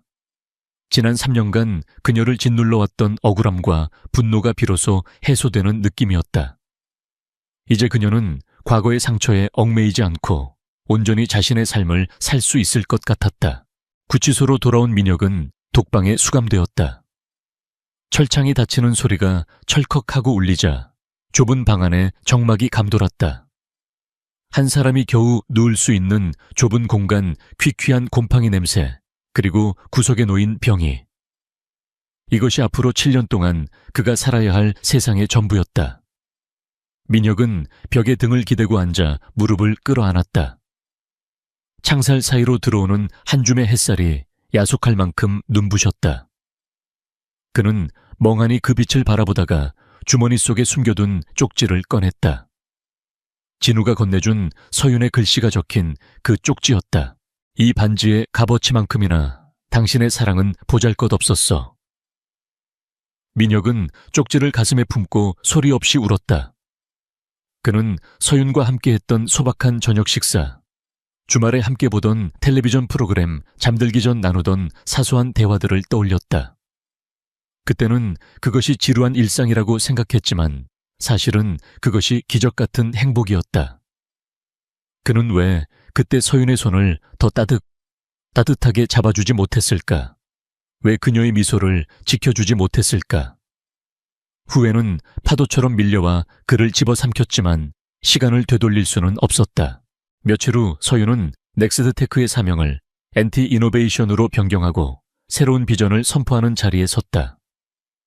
그녀는 과감한 구조조정과 투명한 경영 시스템 도입을 약속하며 직원들의 고용 승계를 보장했다. 불안에 떨던 직원들은 안도하며 그녀에게 뜨거운 박수를 보냈다. 그녀는 단상에 서서 직원들을 둘러보며 말했다. 과거의 잘못된 경영으로 인해 여러분이 겪은 고통을 잘 알고 있습니다. 이제 우리는 정직과 신뢰를 바탕으로 다시 일어설 것입니다. 제가 여러분의 든든한 버팀목이 되겠습니다. 그녀의 리더십은 위기 속에서 더욱 빛을 발했다. 행사가 끝나고 집무실로 돌아온 서윤은 창가에 서서 서울의 정형을 내려다보았다. 저 멀리 남산 타워가 보이고 도시는 활기차게 움직이고 있었다. 그녀는 책상 위에 놓여있던 액자를 바라보았다. 그곳에는 그녀의 어린 시절 부모님과 함께 찍은 사진이 있었다. 아빠, 엄마, 저 잘하고 있는 거죠? 그녀는 마음속으로 부모님께 말을 건넸다. 그녀는 이제 누군가의 아내나 딸로서가 아니라 한 명의 경영인이자 주체적인 여성으로서 자신의 길을 개척해 나가고 있었다. 그때 노크 소리와 함께 진우가 들어왔다. 전무님, 오늘 일정은 모두 끝났습니다. 피곤하실 텐데 일찍 들어가시죠. 진우는 따뜻한 유자차 한 잔을 책상 위에 놓았다. 서윤은 찻잔을 감싸 쥐며 그를 바라보았다. 언제나 그림자처럼 그녀의 곁을 지켜준 사람. 그가 없었다면 이 힘든 싸움을 버텨낼 수 있었을까? 서윤은 처음으로 진우를 직장 상사와 부하 직원이 아닌 남자 대 여자로서 의식하기 시작했다. 그의 묵묵한 배려가 흔들리지 않는 눈빛이 그녀의 얼어붙은 마음을 조금씩 녹이고 있었다. 진우야, 오늘 저녁 시간 있어. 서윤의 갑작스러운 질문에 진우는 놀란 듯 눈을 크게 떴다. 내 안에 특별한 약속은 없습니다만. 그는 당황하며 말을 더듬었다. 서윤은 그런 그의 모습이 귀엽게 느껴져 피식 웃었다. 그럼 나랑 밥 먹자. 맛있는 거 사줄게. 그동안 고생 많았잖아. 그리고 이제 우리 사적인 자리에서는 말 좀 편하게 하는 거 어때? 우린 어릴 때부터 친구였잖아. 서윤의 제안은 단순한 식사 초대가 아니라 그와의 관계를 새롭게 정립하고 싶다는 신호였다. 진우의 얼굴이 붉어졌다. 그는 10년 넘게 짝사랑해 온 여자가 자신에게 손을 내밀고 있다는 사실이 믿기지 않았다. 그는 떨리는 목소리로 대답했다. 네, 알겠습니다, 서윤아. 그가 처음으로 그녀의 이름을 불렀을 때 묘한 기류가 두 사람 사이에 흘렀다. 서윤은 쑥스러운 듯 머리카락을 귀 뒤로 넘기며 겉옷을 챙겼다. 가자. 내가 아는 아주 맛있는 포장마차가 있어. 오늘은 소주 한잔 하고 싶네. 그녀는 앞장서서 걸어나갔고 진우는 설레는 마음을 안고 그녀의 뒤를 따랐다. 그날 밤 두 사람은 허름한 포장마차에서 늦도록 술잔을 기울였다. 재벌가 상속녀와 비서실장이 아닌 그저 힘든 하루를 보낸 두 청춘 남녀로서 서로의 이야기를 나누었다. 서윤은 민혁에 대한 원망을 털어놓았고 진우는 그녀를 보며 가슴 아파했던 지난 날을 고백했다. 술기운이 오르자 서윤은 진우의 어깨에 머리를 기대었다. 고마워 진우야. 네가 있어서 다행이야. 그녀의 취기 어린 고백에 진우의 심장은 터질 듯 뛰었다. 그는 조심스럽게 그녀의 손을 잡았다. 그의 손은 따뜻하고 단단했다. 한편 교도소의 차가운 바닥에 누워있던 민혁은 꿈을 꾸었다. 꿈속에서 그는 퇴근길에 치킨 한 마리를 사들고 집으로 향하고 있었다. 현관문을 열자 서윤이 환하게 웃으며 그를 반겨주었다. 왔어. 배고프지 밥 먹자. 그 따뜻한 밥상, 평범한 대화, 소박한 행복. 꿈속의 그는 너무나 행복해서 눈물이 났다. 하지만 눈을 뜨면 그를 기다리는 것은 칠흑 같은 어둠과 차가운 철창뿐이었다. 그는 어둠 속에서 소리 죽여 흐느꼈다. 잃어버린 낙원은 다시는 돌아오지 않는다는 것을, 그는 이제 영원히 꿈속에서만 그 행복을 맛볼 수 있다는 것을 뼈저리게 깨달으며, 시간은 유수와 같이 흘러 어느덧 5년이라는 세월이 지났다. 서울의 겨울은 유난히 매서웠고 안양교도소의 높은 담벼락 안으로 몰아치는 칼바람은 수감자들의 뼈마디를 시리게 만들었다. 죄수번호 4페일 69번. 강민혁은 낡은 속옷을 겹쳐 입고 운동장에 쌓인 눈을 치우고 있었다. 한때 최고급 수입차의 핸들만 잡던 그의 손은 동상에 걸려 붉게 부어올랐고, 거친 삽질로 인해 손바닥은 굳은 살이 박여 딱딱해져 있었다. 그는 잠시 허리를 펴고 회색빛 하늘을 올려다보았다. 5년 전 자신이 쫓겨나던 그날 밤의 폭우처럼 지금 내리는 눈발도 그의 처참한 인생을 비웃는 듯 차갑게 느껴졌다. 에어이, 강씨 동작이 굼뜨다. 왕년에 사장님 소리 듣던 몸이라 이건가 빨리빨리 좀 움직이지. 뒤에서 교도관의 호통이 날아왔다. 민혁은 황급히 고개를 숙이며 다시 삽을 들었다. 죄송합니다. 바로 하겠습니다. 그의 목소리에는 과거의 오만함이나 당당함은 눈 씻고 찾아볼 수 없었다. 이곳에서 그는 더 이상 유망한 CEO가 아니었다. 그저 사기 횡령범이자 재벌가 아내를 두고 바람을 피우다 패가 망신한 멍청한 놈으로 통하며 조롱거리로 전락한 지 오래였다. 동료 수감자들은 심심할 때마다 그를 건드리며 화풀이 대상으로 삼았고, 민혁은 살아남기 위해 비굴한 웃음을 파는 법을 배워야 했다. 고된 제설 작업이 끝나고 돌아온 감방 안민혁은 구석자리에 쭈그리고 앉아 거친 숨을 몰아쉬었다. 방 한가운데 놓인 작은 텔레비전에서는 저녁 뉴스가 흘러나오고 있었다. 대부분의 수감자가 멍하니 화면을 응시하고 있을 때 앵커의 멘트가 민혁의 귀를 찔렀다. 다음 소식입니다. 해인그룹이 글로벌 기업으로 도약하는데 결정적인 역할을 한 한서윤 회장이 세계적인 경제 매거진 포브스가 선정한 올해의 아시아 여성 리더 1위에 이름을 올렸습니다. 민혁의 고개가 반사적으로 쳐들렸다. 화면 속에는 그가 그토록 그리워하고 또 증오했던 한서윤의 모습이 클로즈업되고 있었다. 화면 속 서윤은 5년 전보다 훨씬 더 아름답고 기품 있는 모습이었다. 세월은 그녀에게 늙음 대신 연륜과 우아함을 선물한 듯 했다. 그녀는 수많은 기자 앞에서 여유로운 미소를 지으며 인터뷰하고 있었다. 이 영광을 저를 믿고 따라와준 임직원 여러분, 그리고 언제나 제 곁에서 가장 든든한 버팀목이 되어준 남편 이진우 부회장에게 돌립니다. 그녀의 시선이 옆에 서 있는 훤칠한 남자에게로 향했다. 그곳에는 말끔한 슈트를 입고 서윤을 사랑스러운 눈빛으로 바라보는 이진우가 있었다. 두 사람의 약지에는 심플하지만 고급스러운 결혼 반지가 빛나고 있었다. 와, 저 여자 진짜 대단하지 않냐. 전 남편이 바람 피워서 이혼했다던데 오히려 그게 인생 역전의 발판이 됐어. 같은 방을 쓰는 수감자가 혀를 차며 말했다. 그 전 남편이란 놈은 도대체 얼마나 멍청한 거야. 저런 복덩이를 걷어차고 감방 썩고 있으니 쯧쯧. 수감자들의 무심한 뒷담화가 민혁의 가슴을 난도질했다. 그는 화면 속에서 행복하게 웃고 있는 서윤과 진우를 보며 주먹을 꽉 쥐었다. 질투 분노 아니었다. 그것은 감히 닿을 수 없는 빛을 바라보는 어둠 속 존재의 처절한 절망감이었다. 그는 이제 인정할 수밖에 없었다. 자신이 그들의 인생에서 완벽하게 도려내진 암덩어리였다는 사실을. 민혁은 밤이 깊도록 잠들지 못했다.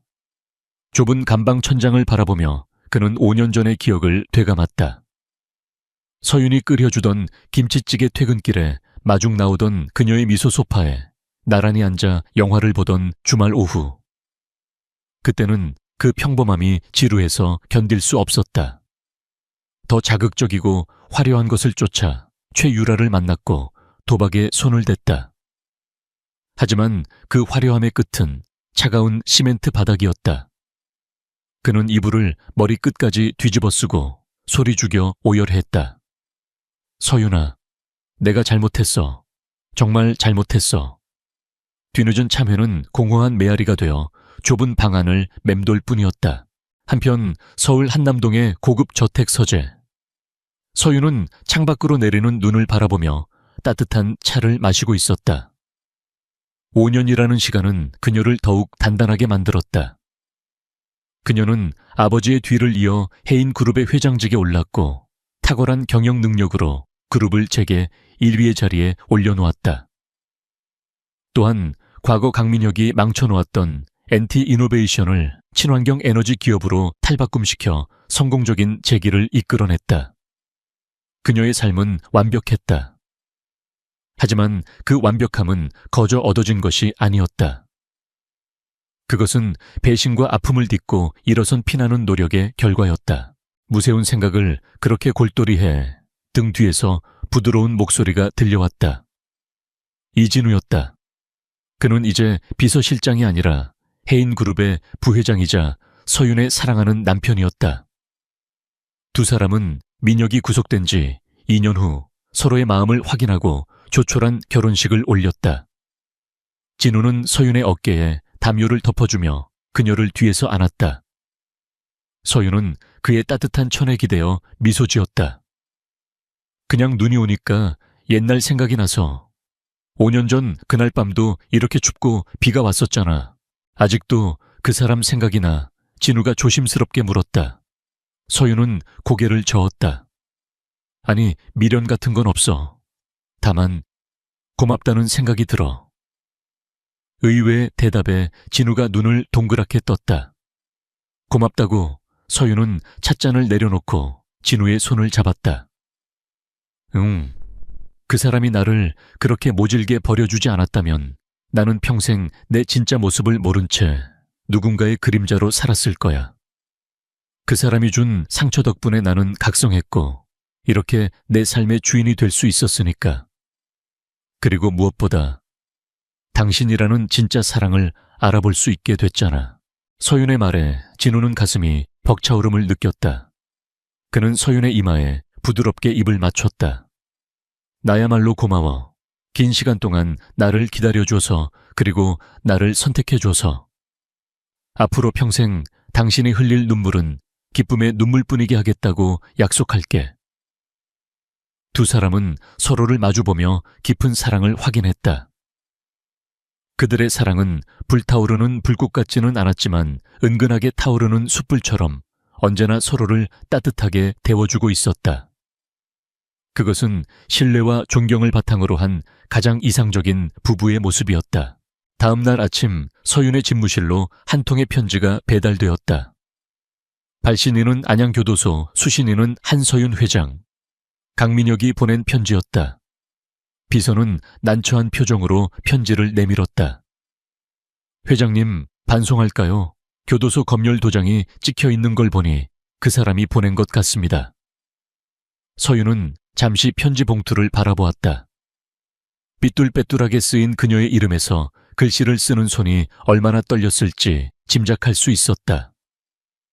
아마도 가석방 심사를 앞두고 탄원서나 경제적 지원을 요청하는 구차한 내용일 터였다. 서윤은 편지를 집어들었다. 하지만 봉투를 뜯지 않았다. 그녀는 잠시 생각에 잠기더니 책상 위에 놓인 파쇄기로 손을 뻗었다.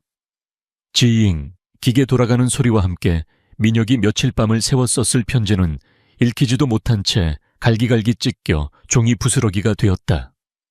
버려주세요. 서윤은 무심하게 말했다. 이것이 그녀가 그에게 줄 수 있는 마지막 대답이었다. 분노도 용서도 아닌 철저한 무관심.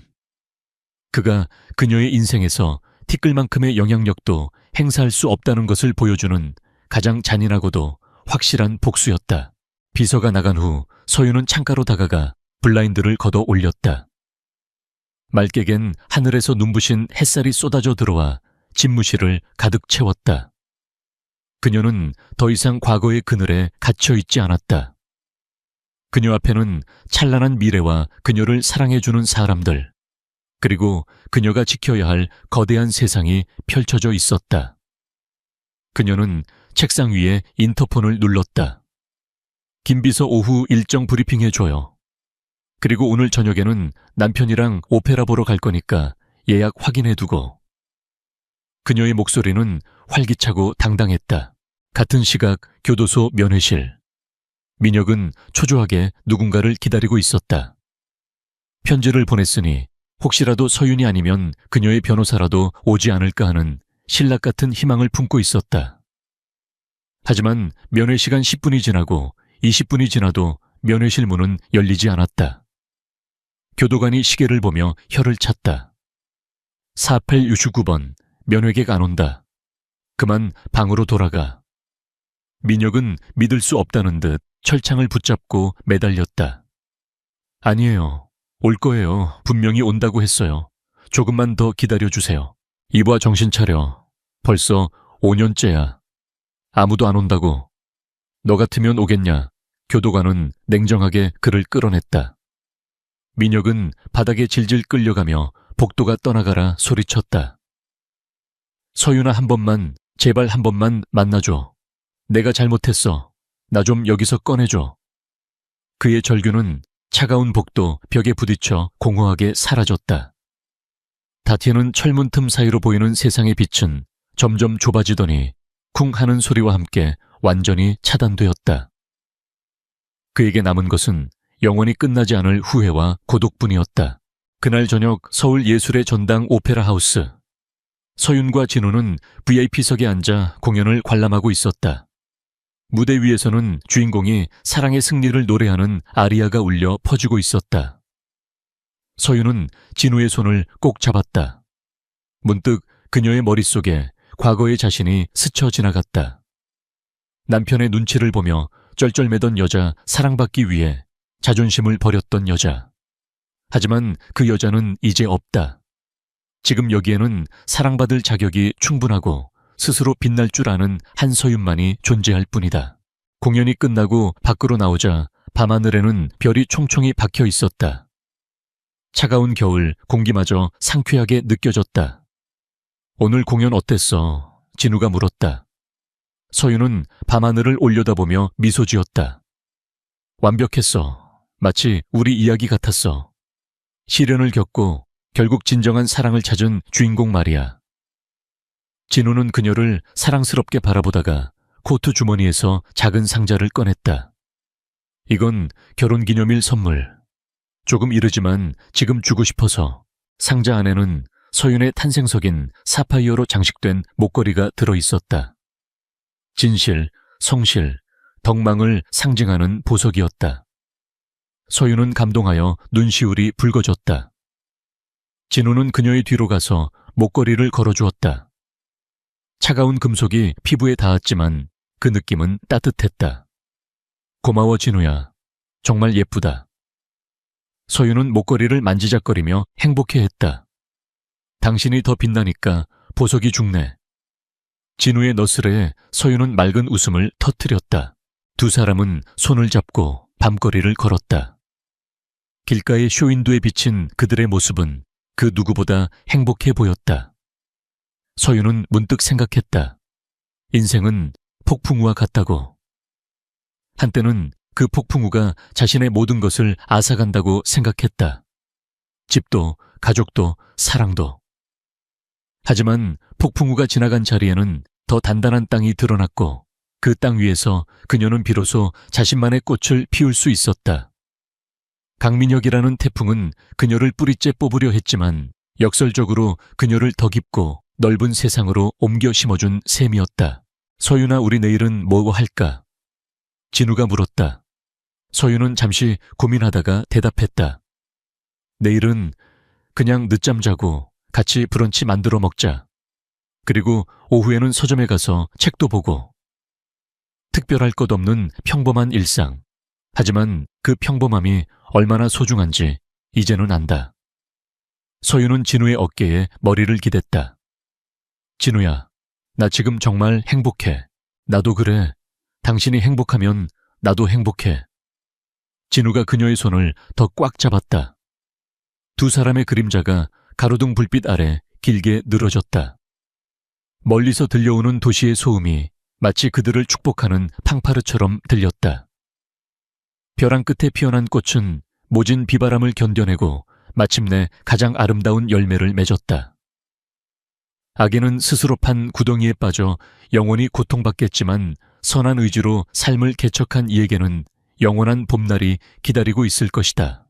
한서윤의 이야기는 비극으로 시작되었으나 가장 찬란한 해피엔딩으로 막을 내렸다.